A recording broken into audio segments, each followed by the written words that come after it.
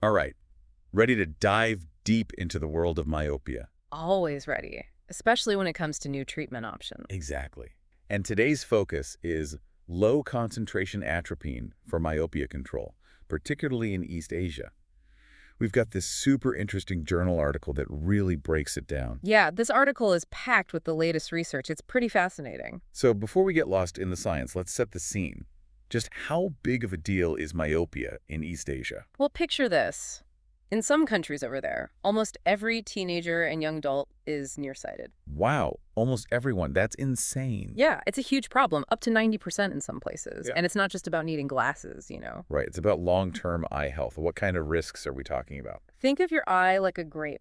With myopia, that grape stretches out, getting longer and thinner. Okay, I'm visualizing it. That stretching, it's called axial elongation, and it can lead to some serious complications down the road. Like what? Like cataracts, glaucoma, macular degeneration, Yeah. even retinal detachment, which can cause blindness. Yikes, those are some serious eye problems. They are, and even low myopia increases the risk, so catching it early is really important. That makes sense. Early intervention is key. So where does low concentration atropine fit into all of this? Well, that's what we're going to unpack. Atropine is a medication that can help control myopia progression, and it's showing some really promising results, especially in East Asian kids. Okay, break it down for me. What is atropine and how does it actually work? So atropine is a type of drug called a muscarinic receptor antagonist. Basically, it blocks certain nerve signals in the eye. Okay. And how does that help with myopia? Well, that's the million-dollar question. The exact way it works is still a bit of a mystery, but researchers are working hard to unravel it. A medical mystery, love it. So what do we know about its effectiveness in controlling myopia? There have been some really important studies, like the ATOM studies done in Singapore and the Lam and Peace studies in Hong Kong. These studies have given us some valuable insights. Okay, I'm all ears. Tell me everything. What did they find? Well, the ATOM studies were pretty groundbreaking. The first one, ATOM 1, they tested 1% atropine, and it was amazingly effective at slowing down myopia. Really? How much did it slow it down? Like a lot. We're talking over 70% reduction in myopia progression. Wow, 70%. That's incredible. Right. But there is a downside. Uh-oh, what's the catch? That high concentration came with some unwanted side effects. Things like dilated pupils and problems focusing up close. Plus, there was this rebound effect when they stopped the treatment. Rebound, like myopia came back with a vengeance. Kinda. It progressed faster than it would have otherwise. So, close but no cigar. Mm. What about ATOM 2? Did they find a way around those issues? They did. They were all about finding that sweet spot. They tested lower concentrations, 0.5%, 0.1%, and even 0.01% atropine. Okay, so lower doses, hopefully fewer side effects. Exactly. And the good news is, even that super low dose, the 0.01%, still had lasting effects on myopia control with way fewer side effects. That's promising. So, lower concentration, fewer side effects, but still effective. What about those LMP studies you mentioned? What did they look at? They took those lower concentrations and ran with them. They looked at 0.05%, 0.025%, and 0.01% over 5 years. Over 5 years. That's a long time. So which concentration came out on top? Drumroll, please. The 0.05% emerged as the champion. Wait, 0.05%? That's even lower than the 0.1% from ATOM 2. Yep. It showed excellent results in slowing myopia progression, and those results were stable over time, plus minimal rebound after they stopped the treatment. Hold on. So a lower dose worked better than a higher one. That's the funny thing about atropine. It's like it has its own mind. And get this, in another LMP study, they found that 0.05% atropine actually delayed the onset of myopia in kids who weren't even nearsighted yet. What? It can prevent myopia from developing in the first place. Potentially, yeah. Especially in kids who might be genetically predisposed to it. Wow. Okay. I'm definitely intrigued now. Can you tell me more about how these LMP studies were actually conducted? Sure. They were top-notch studies, randomized, double-masked, placebo-controlled. Okay, so the gold standard of research, what does that mean exactly? It means they had hundreds of kids in Hong Kong, divided into groups. Some got different atropine concentrations, others got a placebo. And a placebo is? Like a dummy treatment, basically. And the best part, no one knew who was getting what, not even the researchers. Uh-huh. So they were in the dark too. That's smart to avoid bias. Exactly. So they tracked these kids for years, carefully measuring their myopia. And how do you measure myopia? They looked at things like refractive error, which is basically how blurry their vision is, and they measured the axial length, that length of the eyeball we were talking about earlier. Okay, I get it. So they were checking how blurry their vision was and how much their eyeballs were stretching. Makes sense. Exactly. And by comparing all those measurements between the groups, they could see how effective the different concentrations of atropine were. Okay, makes sense. So spill the beans, what were the actual results? Was that 0.05% concentration, as impressive as you made it sound? It was pretty amazing. After just 1 year, the kids getting the 0.05% atropine had a 67% reduction in myopia progression, compared to the placebo group, of course. 67% in just 1 year? That's massive. I know, right? And it gets better. Over those 5 years, the 0.05% group consistently showed much slower myopia progression and less axial elongation than any other group. Okay, now I see why you're so excited about it.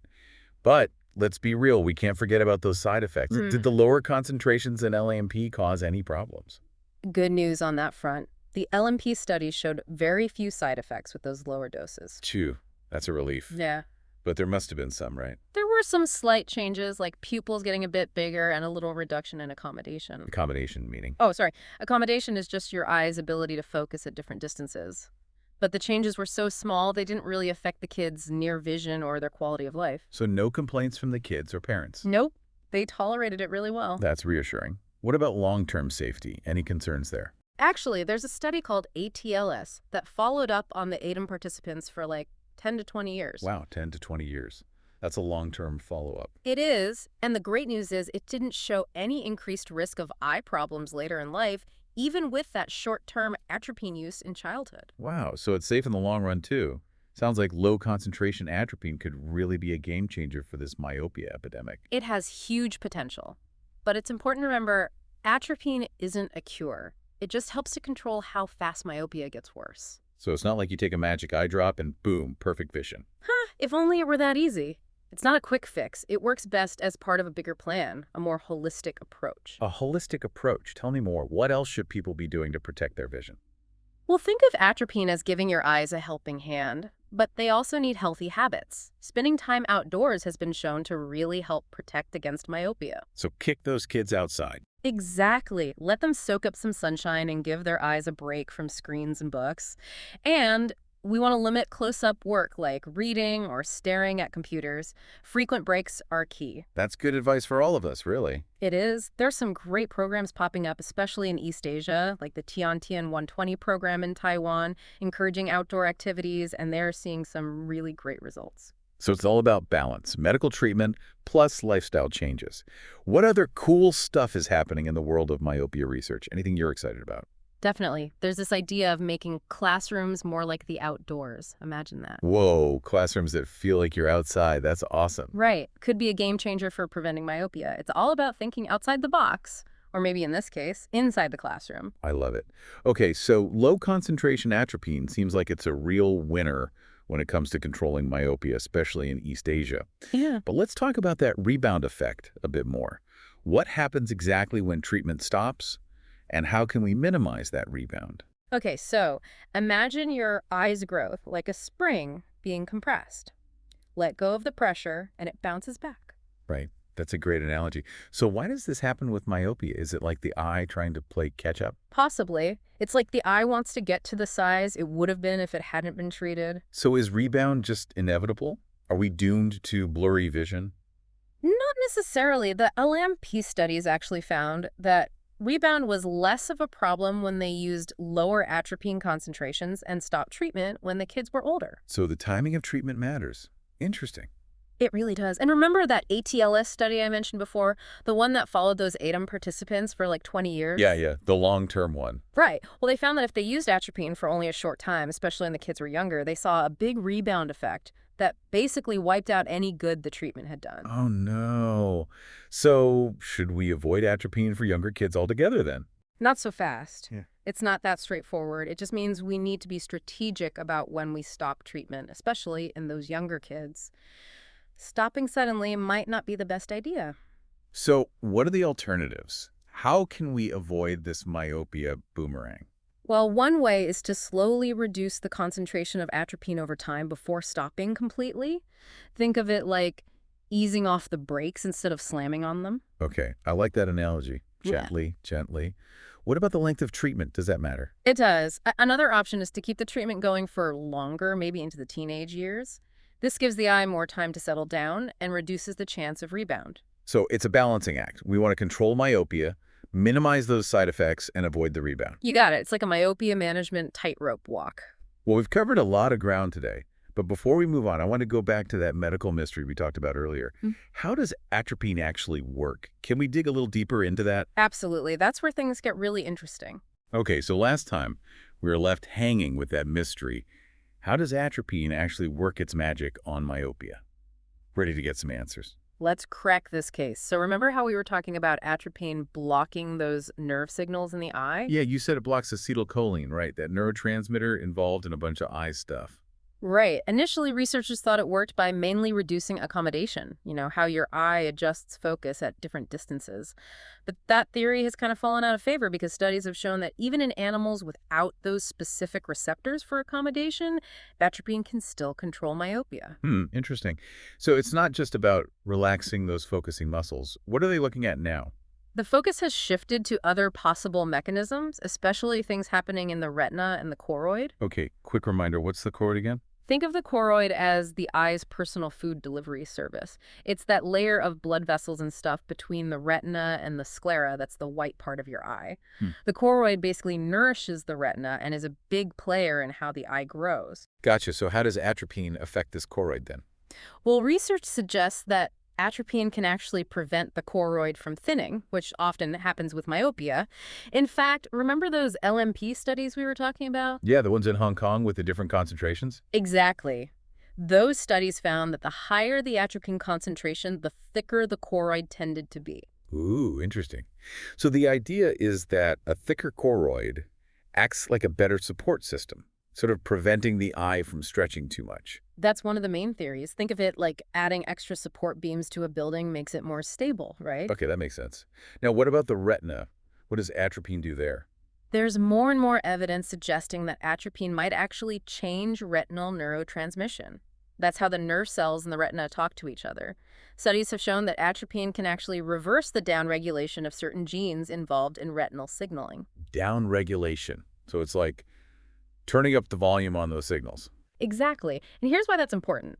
The retina is like the messenger, sending signals to the brain about how light is focused. And those signals can actually influence how the eye grows. Wait, so our brains are involved in how our eyes grow. Mind blown. Yep, it's a feedback loop. Uh-huh. And by tweaking that retinal neurotransmission, atropine might be able to fine-tune those signals and slow down how fast myopia progresses. So it's not just about the eye itself. It's the brain, the retina, the choroid. Yeah. They're all working together, like a complex dance. Precisely. And we're just starting to figure out the steps.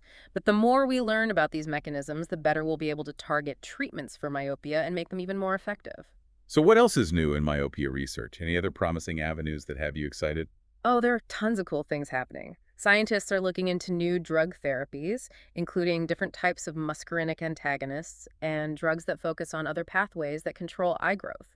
And there's a lot of interest in combining therapies, like using atropine with something called orthokeratology. Orthokeratology, that's a mouthful. It is, but it's pretty neat. It involves special contact lenses that you wear at night to actually reshape your cornea. Oh, wow. Like braces for your eyes? Exactly. By changing the shape of the cornea, you can temporarily correct vision and maybe even slow down myopia. So we have new drugs, combos of treatments, contact lenses that are like braces, anything else in the pipeline. Of course. Don't forget about lifestyle changes. Getting kids outside and reducing their near work time is still a super effective way to prevent and manage myopia. It's like giving your eyes a dose of vitamin N for nature. Haha, I like that. So it really is about a multi-pronged approach. But with all these different treatment options, how do you figure out what's best for each person?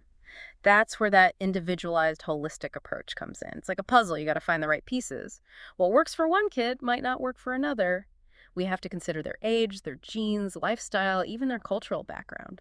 So there's no magic formula that works for everyone. Nope. We need to tailor the treatment plan to each child's unique myopia story. And as we learn more, we'll get even better at creating those personalized plans. I'm really optimistic about making a real difference in the lives of children all over the world. This has been such an eye-opening discussion. We've gone from the mysteries of atropine to all the practical stuff about managing myopia. We really have, and hopefully our listeners are feeling more informed and ready to take charge of their eye health and have those crucial conversations with their eye doctors. I hope so too. Before we wrap up part 2, though, I want to circle back to that rebound effect. Now that we've learned so much, what are the key things people need to know about rebound, especially when they're deciding on treatment options? Great point. It's important to remember that rebound isn't something to be scared of, it's something to be managed. Okay, so let's talk strategy. How can we minimize that risk? We touched on a few things earlier. First, remember that higher atropine concentrations, younger kids, and stopping treatment abruptly all increase the chances of rebound. So if you're thinking about stopping treatment, talk to your eye doctor about slowly tapering the dose over time. Ease off the brakes, not slam on them. Right. And what about when to start and stop treatment? The LMP studies gave us some good clues there. Remember how they found minimal rebound after stopping that 0.05% atropine treatment? And even if rebound did happen, treating again with that same dose was just as effective as continuous treatment. Okay, that is reassuring. So it's not a disaster if rebound happens. There are ways to manage it. Exactly. It just emphasizes how important it is to keep an eye on things after stopping atropine. If myopia starts progressing faster again, we can step in early and get things back on track. So vigilance is key. We have to stay on top of it. You got it. And it's worth mentioning that this rebound thing isn't just an atropine thing. It can happen with other myopia control methods too, like that orthokertology we talked about. So it's a challenge across the board. But with good planning, careful monitoring, and a good understanding of how rebound works, we can definitely minimize its impact. You said it. It's all about teamwork, doctors, parents, and kids, all working together to make informed choices and keep those eyes healthy. Couldn't agree more. Well, this has been another incredible conversation. We've really explored so much, from the nitty-gritty science of atropine to the big picture of managing myopia. We have. I think our listeners are walking away with a great understanding of this complex topic. I hope so. Now, before we jump into the final part of our deep dive, can you give us a little preview of what's coming next? What other fascinating insights are in store? For sure. Next time, we'll be putting on our global lens and looking at how low-concentration atropine might work in different populations around the world. We'll also delve into the latest research on its long-term effects and what the future holds for this promising treatment. Oh, and we'll be discussing some of the exciting new developments on the horizon for myopia control. Things like gene therapy, cool new optical devices, even red light therapy. It's going to be a fascinating ride. That sounds incredible. Can't wait. Me neither. See you next time for the grand finale of our myopia deep dive. Welcome back, myopia explorers. We're wrapping up our deep dive into low-concentration atropine for myopia control. It feels like we've gone from blurry vision to a clearer picture of all the treatment options. I know, right? We've learned so much. But before we close the book on this topic, there's one more thing I've been thinking about.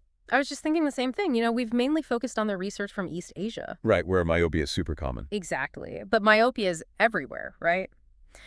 I'm curious how well these findings apply to, well, everyone else. Yeah, like what about non-East Asian kids? Do we know if atropine works for them? There are some studies, but not as many. Some suggest it might be a bit less effective in, say, Caucasian children compared to East Asian children. Interesting. But still helpful, right? Yeah, it still shows real benefits. It's just not as dramatic. So why might there be a difference? Could it be like a genetic thing? It's a bit of a puzzle, honestly. We have to think about genes, environment, even cultural habits. It could be genetic differences in how eyes develop or variations in things like how much sunlight people get. Even cultural stuff, like how much time kids spend doing close-up work or playing outside. So it's all about understanding the individual. Yeah. What works for one person might not work the same for another. Exactly. One size doesn't fit all when it comes to treatment. Makes sense. Okay, so we've talked about ethnicity. What about age? Does atropine work differently in kids of different ages? Great question. We know that younger kids tend to have faster myopia progression because their eyes are still growing like crazy. Some studies suggest that they might need a slightly higher atropine concentration to get the same results as older kids. Ah, so another piece of that personalized puzzle. Start early and adjust the treatment based on each kid and how their myopia is changing. Right. Early intervention is so important. The sooner we can catch and address myopia, the better the chances of slowing it down and avoiding those long-term problems. So we've covered ethnicity and age. Are there any other groups that we need to pay extra attention to when it comes to atropine?